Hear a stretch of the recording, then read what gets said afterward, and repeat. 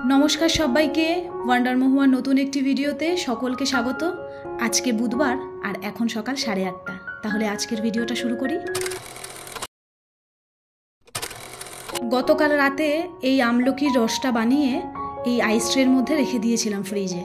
আমরা তো প্রত্যেক দিনই আমলকি খাই, আর প্রত্যেক দিন আমলকির রস করে খাওয়াটা না একটু ঝামেলারও। তাই কালকে অজয়কে দিয়ে আইস ট্রেগুলো আনিয়ে এর মধ্যে একেবারে আমলকির রস করে এটাকে ফ্রোজেন করে রেখে দিলাম। এখন প্রত্যেক দিন আর ওই আমলকি কেটে রস করে খাওয়ার ঝামেলাটা কিছুদিন থাকবে না। তারপর আবার করব, আবার এরকম করে রেখে দেবো। সকালবেলা ডোডো স্কুলে খেয়ে গেছে, অজয়ও খেয়েছে। দাঁড়ান, এগুলোকে এই কন্টেনার বক্সের মধ্যে রেখে দিই। এগুলো আমার কাছে তো আগেই ছিলই, আমি 6টা একসাথে সেট কিনেছিলাম। এখন এগুলোকে এর মধ্যে রেখে দেবো। এখন বেশ কয়েকদিন একটা কাজের থেকে একটু হালকা হলাম। দেখতে পুরো আইসক্রিমের মতন লাগছে, দেখুন কিউবগুলো। একটু গরম জল করে এবার আপনি ওর মধ্যে একটা কিউব নেবেন বা দুটো কিউব নেবেন, আপনার ইচ্ছা মতন নিয়ে। দাঁড়ান, তার আগে এটাকে আগে ফ্রিজে ঢুকিয়ে দিই। গলতে শুরু করে দিলে আবার মুশকিল হবে। ঠান্ডা জলেও খাওয়া যেতে পারে, কিন্তু আমার মনে হয় গরম জলে খেতে বেশি ভালো লাগে। আর আমি ওর মধ্যে আবার একটু নুন মিশিয়ে দিই। আমরা সকলেই একটু নুন মিশিয়ে খাই, একটু বেশি টক তো। আগে আমলকির রসটা দুপুরবেলা খাওয়া দাওয়া করার পরে খেতাম, কিন্তু এখন থেকে প্রত্যেকদিন সকালেই খাবো। এমনিতেই তো প্রত্যেকদিন সকালে উঠে গরম জল খাওয়া হয়, তো এখন ওই গরম জলের মধ্যেই আমলা কিউব মিশিয়ে খেয়ে নিলে ওই একই ব্যাপার। আমার আগের ভিডিওতে বিদিশা ব্লগ বলে আমাকে একজন কমেন্ট করেছে, তোমার কিচেনটা একটু দেখাবে। আমি নতুন কিচেন তৈরি করছি, তাই একটু আইডিয়া পেতাম, আর তোমার ভিডিওগুলো ভীষণ ভালো লাগে। হ্যাঁ, নিশ্চয়ই দেখাবো। খুব তাড়াতাড়ি আমি আপনাদের সকলের সঙ্গে আমার কিচেন ট্যুর ভিডিও শেয়ার করব। আর অনেক অনেক ধন্যবাদ আমার ভিডিওতে এতটা ভালোবাসা দেওয়ার জন্য। গতকাল আমার শ্বশুরকে দিয়ে আমি বাজার থেকে একটু কুলেখাড়া পাতা আনিয়েছিলাম। রক্ত অল্পতা বা হিমোগ্লোবিন কমের জন্য এই কুলেখাড়া পাতা তো খুবই উপকারী। আমি এমনিই খাই মাঝে মধ্যে। বিয়ের আগে যখন আমার বাপের বাড়ি ফ্ল্যাটে হয়নি, তখন আমাদের ওই খালি জমির মধ্যে প্রচুর কুলেখাড়া পাতা হতো। আর আমার ঠাকুমা প্রত্যেক দিন সকালবেলা উঠে ওই কুলেখাড়া পাতার রস করে আমাকে খাওয়াতো। এখন তো আর ঠাকুমা নেই, তাই নিজেরটা নিজেকেই করে নিতে হয়। একটা সংসারে কাজের পরিমাণ তো কোনো অংশে কম থাকে না।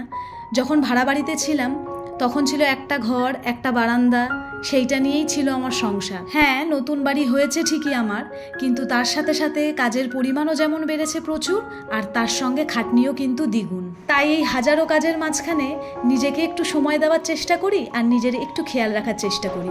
এর আগের ভিডিওতে দেখিয়েছিলাম আপনাদের, যেদিনকে আমি ওলকচুর তরকারি রান্না করেছিলাম, অজয়ের তরকারিটা খেতে এত ভালো লেগেছে যে আজকে আবার ওলকচু নিয়ে এসছে। তবে আজকে রান্না করব না।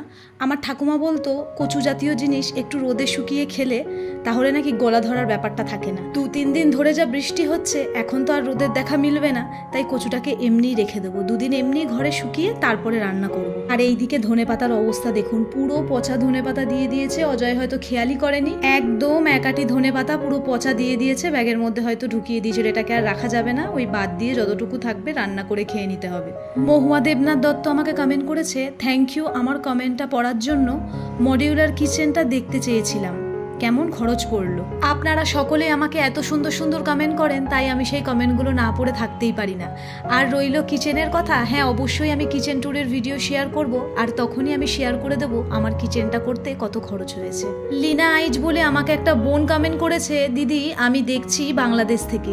অনেক অনেক ভালোবাসা বোন, তুমি বাংলাদেশ থেকে আমার ভিডিও দেখছো। এইভাবেই আমার ভিডিও দেখো আর আমার পাশে থেকো। প্রিয়াঙ্কা রয় বলে আমাকে একজন কমেন্ট করেছে, খুব সুন্দর লাগলো ব্লগটি। অসংখ্য ধন্যবাদ এত সুন্দর একটা কমেন্ট করার জন্য। সুপ্রভা বারিক নামে আমাকে একটা বোন কমেন্ট করেছে, দি ভাই তোমার সোফার পাশে যে গাছটা আছে ওটাকে কি বলে, আর ওটার যত্ন কিভাবে নাও। আমার সোফার পাশে যে গাছটার কথা তুমি বলছো ওটাকে বলে এরিকা প্লান্ট। যত্ন বলতে হয়তো অজয় ওর মধ্যে একটু সার দিয়েছে, আর জল দিতে হয় বুঝে বুঝে। যখন মাটিটা শুকনো হয়ে যায় তখন তার মধ্যে জল দিতে হয়, আবার মাঝে মধ্যে একটু রোদও খাওয়াতে হয়। আজকে বাজার থেকে একটু কুমড়ো শাক আনিয়েছিলাম। আমরা প্রায় সময় বাড়িতে কুমড়ো শাকটা খাই, লাউ শাকের থেকে কুমড়ো শাকটা খেতে বেশি ভালো লাগে। মটর ডাল দিয়ে কুমড়ো শাক বা এমনি কুমড়ো শাকের চচ্চড়ি সমস্ত কিছুই আমি রান্না করি। আর ডোডোও জানেন শাক পাতা খেতে ভীষণ ভালোবাসে। আমাদের ঘরে যেহেতু আমরা 3 জনেই সমস্ত কিছু খাই, তাই সবার জন্য আলাদা আলাদা করে রান্না করার এই ব্যাপারটা আমাদের ঘরে নেই। শাক পাতা বা ধরুন থোড় মোচা এই জাতীয় জিনিস যেদিনকে খাবো ভাবি, আমি চেষ্টা করি সেইটাকে আগের দিন আনিয়ে রাখার। এই জাতীয় জিনিস না আগের দিনকে কুটে বেছে রেখে দিলে পরের দিন সকালে অনেকটাই সময় বাঁচে। ফুটছে। আর এই দেখুন আমার সমস্ত সবজি কাটা হয়ে গেছে। কুমড়ো শাকের জন্য কয়েকটা কাঁঠাল বীজ ছিল, সেইটাও দিয়ে দিয়েছি। আর কুমড়োর যে শাকটা সেটা আলাদা করে ধুয়ে ঝুড়িতে রেখেছি। দাঁড়ান, এদিকে আমার চালটা এসে গেছে। দরজার সামনে এসে চালের বস্তাটাকে নামিয়ে দিয়ে গেল। অজয়ও ঘরে নেই। আমি এটাকে এখন কোনো রকমের টেনে নিয়ে ফ্রিজের পাশে রাখবো, পরে আস্তে আস্তে চালগুলোকে ঢেলে নেব। চালটা তো এসে গেল, কাল ভাবছি মাসকাবাড়ি জিনিসপত্রগুলো আনিয়ে নেব। চলুন দেখি তো আবার বৃষ্টি পড়ছে নাকি। সারাদিন ধরে যা বৃষ্টি শুরু হয়েছে, বৃষ্টি তো আর থামেই না। হ্যাঁ, ঝিরিঝিরি বৃষ্টি পড়ছে, একটুখানি থামছে তো আবার বৃষ্টি নেমে যাচ্ছে। আর এই বৃষ্টির মধ্যে আমার ব্যালকনিটার অবস্থা একবার দেখুন। টবের মাটিগুলো ছিটকে ছিটকে পুরো ব্যালকনিতে ভর্তি হয়ে যায়। আর আমি আর অজয় মিলে দুজনেই শুধু পরিষ্কার করতেই থাকি। আমিও একটু পরে পরিষ্কার করব, ওই দিকের আগে রান্নাবান্নার কাজগুলোকে সেরে আসি, তারপরে একেবারে ব্যালকনিটা পরিষ্কার করব। আর এই দেখুন একটা ফুল পড়ে গেছে। আজকে এখান থেকে একটা গাছের ফুল ছিঁড়ে আমি তুলসী তলায় দিয়েছি। এই দেখুন কি সুন্দর দেখতে লাগছে, কালারটা এত সুন্দর। এখন অপেক্ষায় আছি কবে নীলকণ্ঠ ফুলগুলো ফুটবে। গাছে এখনো 2টো ফুল রয়েছে, 4টে ফুটেছিল আর বেশ কয়েকটা কড়িও আছে। ওই যে, চলুন এখন রান্নাবান্নাটা চট করে সেরে নিই। কুমড়ো শাকের চচ্চড়িটা হয়ে গেছে, এখন ভোলা মাছটা রান্না করব। রান্না শেখা বা রান্না করা এটা আমার অনেক ছোট বয়স থেকে। আমার মা তো চাকরিরতা ছিলেন, ঘরে ঠাকুমার সঙ্গেই আমার দিন কাটতো। তাই ঠাকুমার পাশে বসে বসে রান্না দেখা, রান্না শেখা, বলতে গেলে ঠাকুমার হাত ধরেই আমি রান্না শিখেছি। আর বিয়ের পরে শ্বশুরবাড়ি তো জয়েন্ট ফ্যামিলি ছিল, তাই অতগুলো লোককে নিয়ে রান্নাবাড়ি করতে করতে আরোই যেন রান্নায় নিপুণ হয়ে গেছি। সব থেকে ভালো লাগে কখন জানেন? যখন একটা কোনো রান্না করার পরে ছেলে বা হাজব্যান্ড যখন বলে যে না রান্নাটা সত্যি দুর্দান্ত হয়েছে, খুব ভালো লেগেছে, ওইটাই দিনের শেষে সব থেকে বড় পাওনা। গতকাল রাতে একটু আমরা বেরিয়েছিলাম, তো রাত্রিবেলা আর ঘরটাকে গোছানো হয়নি, জামা কাপড়গুলো ওইভাবেই রাখা ছিল। তাই এখন রান্নাটা ওইদিকে শেষ করে এখন ভাবলাম এই ঘরটাকে একটু পরিষ্কার করে নিই। ওই যে সকাল 5:45 থেকে 6টার মধ্যে ঘুম ভাঙে, তারপর থেকে ঘড়ির কাঁটা যে কিভাবে দৌড়াতে থাকে, আমি যেন ঘড়ির কাঁটার সঙ্গে দৌড়েই পারি না। কখন সকাল গড়িয়ে দুপুর, আবার দুপুর গড়িয়ে বিকেল হয়ে যায়, সত্যিই তার খেয়াল থাকে না। আর এই নতুন ফ্ল্যাটে আসার পরে এইটা যেন আরো বেশি পরিমাণে হয়েছে। সকাল থেকে রীতিমতো আমি যেন দৌড়াদৌড়ি করতে থাকি যে কিভাবে কাজগুলোকে একটু তাড়াতাড়ি করে ঠিক সময়ের মধ্যে সমস্ত কাজ আমি গুছিয়ে নিতে পারবো। আমার মা সবসময় বলতো, ফ্ল্যাটে একবার আয়, তারপরে বুঝতে পারবি কাজের পরিমাণটা কতটা বেশি। নিজে যেমন নোংরা থাকতে ভালোবাসি না, তেমনি কোনো জিনিস নোংরাও দেখতে পছন্দ করি না।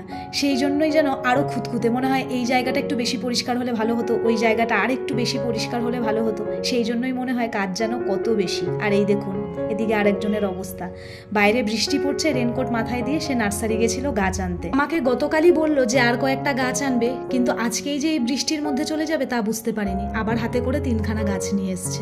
অলরেডি একটা স্নেক প্ল্যান্ট, জিজি প্ল্যান্ট রয়েছে, তাও এগুলো নিয়ে এসেছে। জানি না কোথায় লাগাবে, তবে হ্যাঁ যেখানেই লাগাবে আমি অবশ্যই আপনাদের সঙ্গে ভিডিও শেয়ার করে দেবো। 2 দিন আগে শাশুড়িকেও 2টো গাছ দিয়ে এসছে, 2টো জবা ফুলের গাছ, একটা গোলাপি রঙের আর একটা লাল রঙের। কোনো এক সময় আপনাদেরকে দেখাবো, আবার তাতে কি সুন্দর ফুলও ফুটছে। আমিও জবা গাছের বায়না করেছিলাম জানেন তো, কিন্তু বললো আগে লিফটটা হোক, মানে ছাদে যাতায়াত করার ব্যবস্থাটা হোক, তারপর নাকি আমাকে ছাদে অনেক রকম জবা ফুলের গাছ করে দেবে। আমার ভীষণ ভালো লাগে জবা ফুলের গাছ, আসলে আমার সব রকম ফুলের গাছই খুব ভালো লাগে। সেই গাছ থেকে ফুল ছিঁড়ে ছিঁড়ে ঠাকুরকে দেবো, সেইটাই আমার সব থেকে বেশি ভালো লাগে। আমার শ্বশুর বাড়ির মানে ফ্ল্যাট হওয়ার আগে যে বাড়ি ছিল, সেই বাড়ির ছাদের ভিডিও বা ফটো যদি আমি আপনাদের সঙ্গে শেয়ার করতে পারতাম, তাহলে আপনারা বুঝতে পারতেন অজয়ের কি চরম পরিমাণের গাছের নেশা। ওর গোটা ছাদটা ও ফলের বাগান, ফুলের বাগান করে পুরো ভর্তি করে দিয়েছে। কিন্তু দুঃখের বিষয়, অজয়ের আগের ফোনটা চুরি হয়ে যাওয়াতে গাছগুলোর কোনো স্মৃতি আর এখন আমাদের কাছে নেই। আমরা দুজনেই খুব মিস করি জানেন তো সেই ছাদ বাগানটাকে। যাই হোক, আপনাদের সঙ্গে কথা বলতে বলতে আমি দেখুন পুরো ব্যালকনিটাই পরিষ্কার করে নিয়েছি। আর আজকের ভিডিওটাও এখানেই শেষ করব। অনেকক্ষণ গল্প করলাম, দেখা হবে খুব তাড়াতাড়ি। সকলে ভালো থাকবেন, সুস্থ থাকবেন, অবশ্যই নিজেদের খেয়াল রাখবেন। আর আমার ভিডিওগুলো আপনাদের কেমন লাগছে সেটা কিন্তু জানাতে একদম ভুলবেন না। দেখা হবে খুব তাড়াতাড়ি, সকলে ভালো থাকবেন কিন্তু।